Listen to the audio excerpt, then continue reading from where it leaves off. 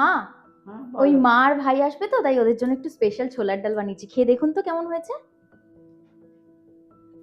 এই মা, এতে তো একদম নুন হয়নি, একটু বেশি করে নুন দাও, নুন দিয়ে নিয়ে আসো, একদম নুন হয়নি। ঠিক আছে, নুন দিয়ে আনছি। সারাক্ষণ আমাকে জ্বালিয়ে মা ভাইকে স্পেশাল ডাল খাওয়ানো, খাওয়াচ্ছি ডাল। মা, এবার 2 চামচ নুন দিয়েছি, দেখুন তো একটু ঠিক আছে নাকি।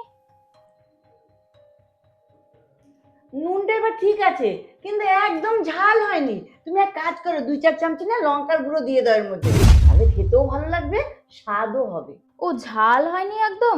আচ্ছা ঠিক আছে, আমি একটু ঝাল দিয়ে দিচ্ছি বেশি করে।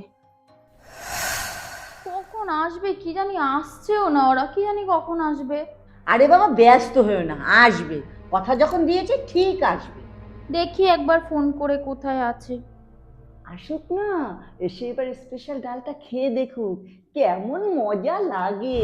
কি রে, তোরা কোথায়? দিদি আজকে না দোকানে মাল ঢুকবে, আমরা না যেতে পারবো না। এ বাবা, আমি তোদের জন্য স্পেশাল ডাল রান্না করলাম আর তোরা আসবি না? তা এতগুলো তো নষ্ট হবে। থাক, তোরা খেয়ে নে, আমরা অন্য একদিন যাবো। ঠিক আছে, রাখ।